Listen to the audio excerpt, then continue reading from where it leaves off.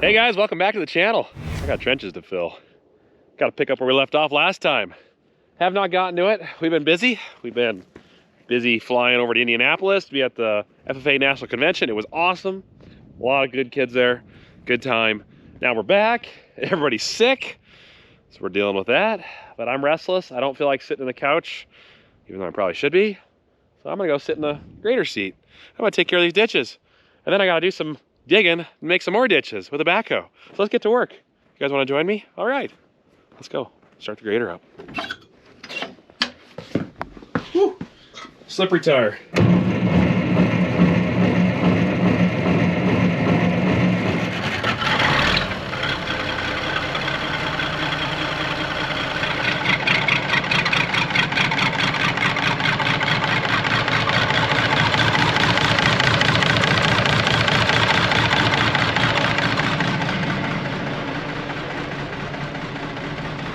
No glow plugs or blocking on this girl. A little bit of starting fluid gets the job done, but it starts.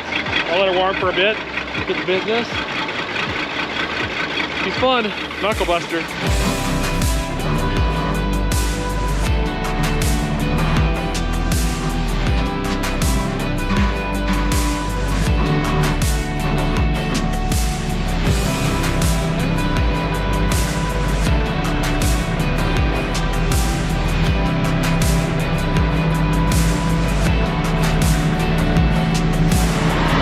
Right now is I'm just taking just the edge of the blade here, kicking that berm over, and letting my rear two wheels drive over to pack it down. And then I'll come back and I'll do the other side as soon as this side's done.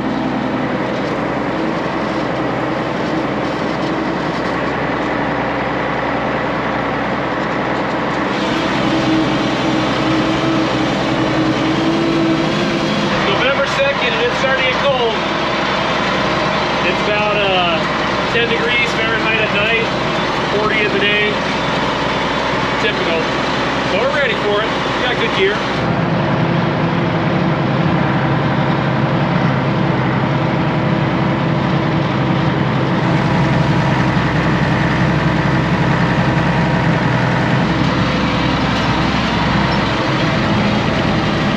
Now I'm taking the grader and I'm running over the electrical rip that I did. Nothing's laid in the ground. I just rip it to fracture the ground.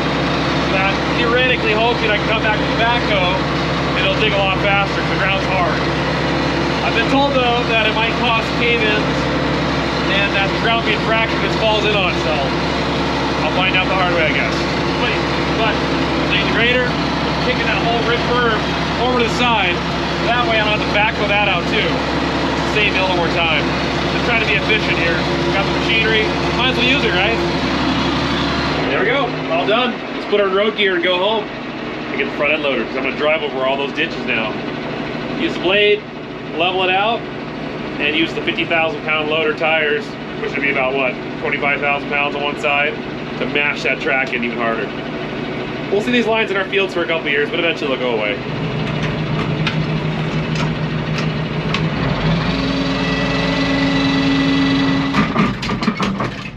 Whoops. Too much. Come on, come out here. There we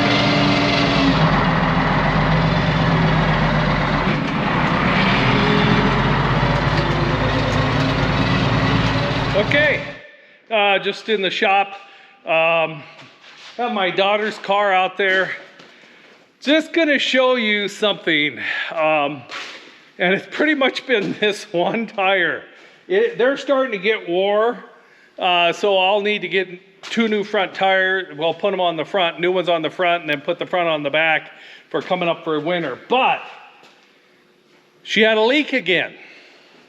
Want to show you something. All right, let's just count, okay? There's a patch right there I've patched. Oh, there is another patch I've patched. Oh, there's a patch. Oh, there's a patch. There's a patch. And there's another nail. I don't think I'm going to have a tube for this tire because I'm going to put enough patches on. They're going to be relining the inside. You know, I don't think for the vernacular, think that this is very tubular. But, nope, we'll we'll put one more patch on. She'll get by for about a month, and then I'm gonna get some tires for her. And I think this is very tired tire, and I'm tired of patching. So one more. That finishing nail actually went in head first. The point was barely sticking in there, so it almost went all the way through, if you get my point. All right, I'm gonna nail this. I'm gonna nail this patch, and I'm gonna cover all the holes, the whole thing.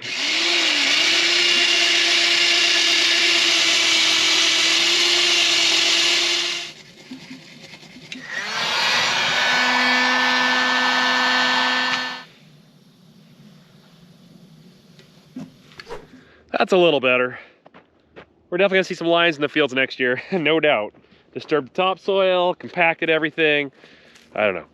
It'll work itself out. But at least now we can farm across it.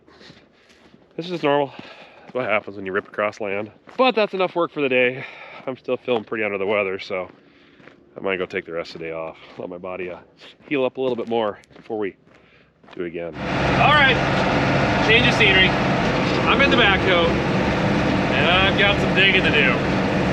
Like 3,800 feet of 3 feet deep of trenching with this thing. I could rent a big trencher. It's like 2 hours away from here to go pick it up. Or I could spend 3 days of my life doing it with this thing. I got 3 days. The difference is a trencher might save me 1 day maybe.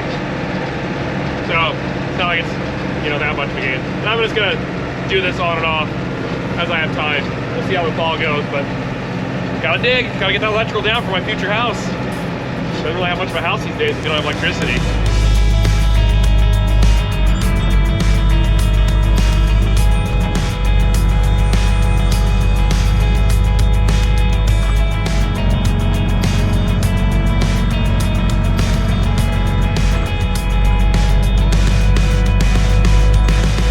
Pins are wore out on this thing. This backhoe, we got a pretty good deal on, but it needs some work. We'll do that work to it after we do all the work that I need to do now. Make sense?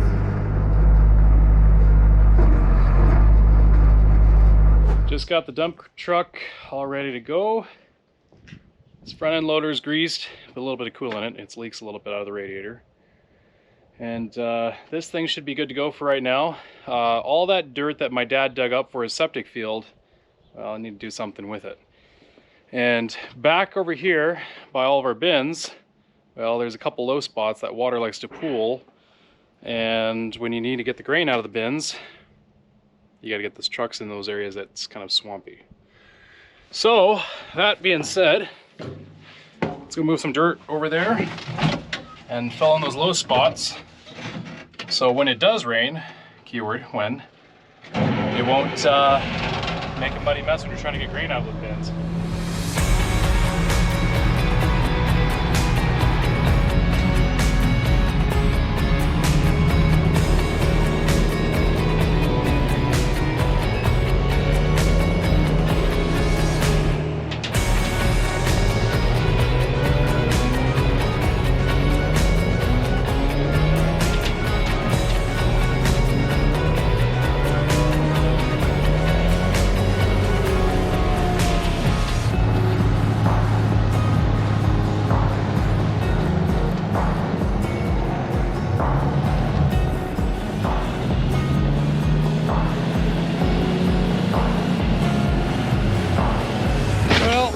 I'm going to be hauling much more dirt. There's a hole in an airbag here, so this truck's got airbags on it, and I know exactly why. I know why it's got a hole. At least at some point when it was being backed up, a rock must have snagged the light, and as you can tell, yeah, that's no good. Okay, all right. I gotta take that off. Well, I gotta run over to the loader and shut that thing off because I have it running, because I figured I'd be using it still. Might as well park that because I don't know when I'm going to be able to get back at it if I can't get an airbag. I should be able to get an airbag, but these days finding parts seem to be questionable. So let's not assume we can go back and move any more dirt today. Let's just assume that I'm done for today until I can get this truck fixed. Okay, well, things happen, but you just roll with it, right? This loader is just a beast. We get a lot accomplished very quickly with this thing. It's pretty sweet. Well, I got a full load of dirt. I might as well just drive it over and spread that dirt around that I already dumped, and then pass to the dump truck.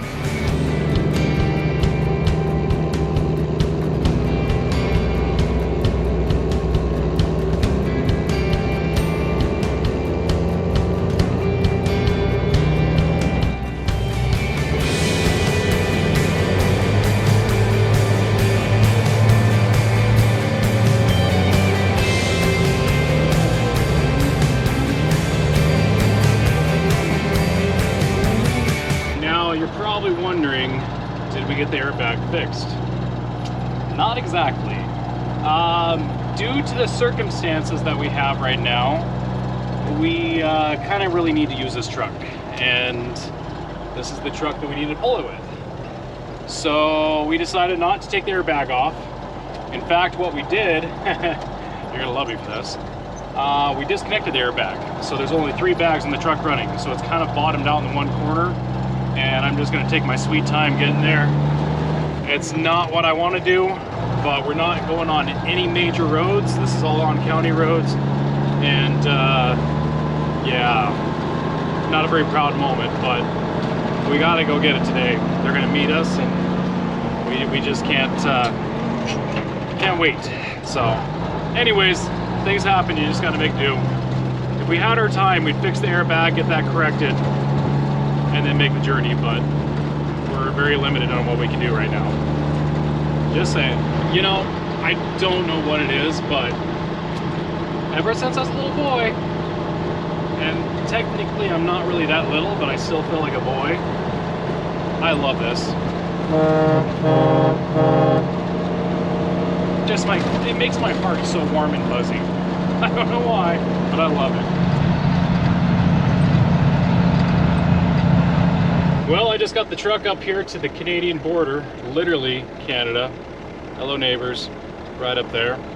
And we're waiting for the air drill to be pulled down here. My dad is sitting down here. He just had to go across the border and do a couple paperwork things, and then they're following over here. So let's make this exchange, bring it home. I see it.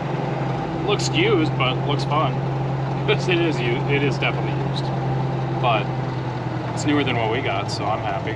There we go. So we got the dump truck full of dirt. We're gonna hook onto here once they disconnect, and then pull this thing back. This here is a Case IH 700, and it's a 12-inch spacing, I believe.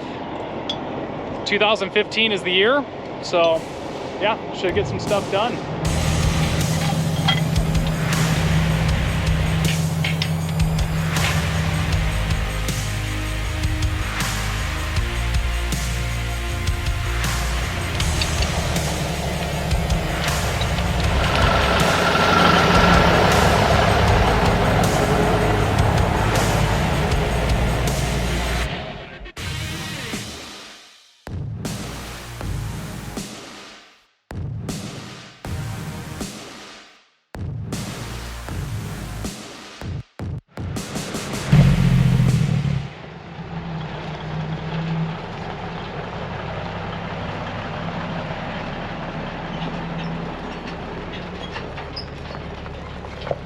There we are, made it. Went from 57 to 70 feet. This is just one drill. We didn't get 2, this is 1. But I think it's a step in the right direction. 12-inch spacing, it's gonna be new to us, but guys are doing it. I think it's working out well. I think our pulse crops, our canolas, are gonna benefit from 12-inch. So, stay tuned, guys. There's more coming. But yeah, got some Canadian iron here. It was a good price. And for being only 5 or 6 years old, it'll go real well. Said Dad's been working too hard in a couple videos ago, but we decided to take a couple days. Our daughter had an appointment across the mountains in the same city, Kalispell, as Nick's Lake House. So we're here for a couple days. We got done, thought, you know, we could do a little bit here, even though we're supposed to vacay. We scraped the windows. They were starting to peel, and we painted them. Then it showered a little bit yesterday, so that's about all we got done. But yeah, we're just vegging, getting ready to probably take off here and head back. So we're gonna enjoy this last little bit of the fall. The colors are pretty much turning right now, so it's a beautiful drive down the mountains. Here, let me go down here to the bottom level. Want to keep you guys on the level. Love that stairs. That was so needed. It was such a pain to go all the way into the house or go all the way around the side of the garage and stuff. So, but here I am. I'm just walking down the path and take one more look at the lake before we head back, where we don't get to see water. Hopefully we'll get to see water in a little over a week. Need it soon for the crop to come up. But this is beautiful. There's the house. Yeah, there was a bunch of geese and ducks down here at the bottom quacking away. And deer have been running around here. So it's just really quiet. Just a great place to veg when you need to veg. But yeah, this is a great valley. Western Montana is just really beautiful. There's just so many people moving in. Just for instance, Kalispell was 2 years ago they figured about 100,000 in the county. They said within 18 months, 50,000 people moved in. That's a huge increase. That's a huge impact for this area, but I understand because this is probably one of the most beautiful places around. And so many people find out about this and they said we gotta come and live here. Well, there's not a lot of manufacturing that happens here, so it's mostly service because it's living off the landscape. So, but I'm glad Nick was able to, and Nick and Kathleen was able to have this find and buy it for the family, and having the VRBO pay for it by renting it out. So anyway, I'm down here at the shore and out on the dock. As you can see, it's a quiet lake. Anyway, thought I'd just take you along with me on this little walk and show you that it's not all work for the old dad. There is some downtime, and now it's uptime.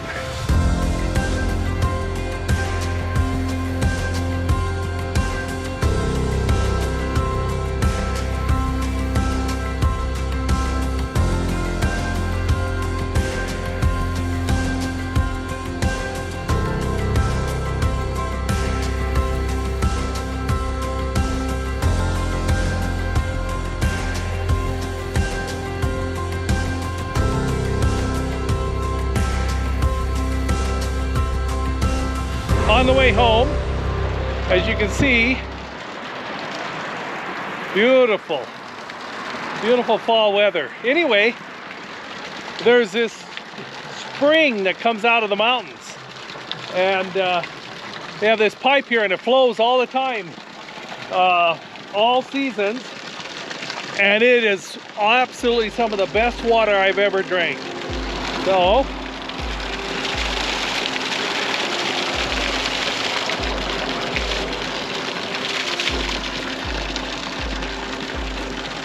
here's to bring spring in my step.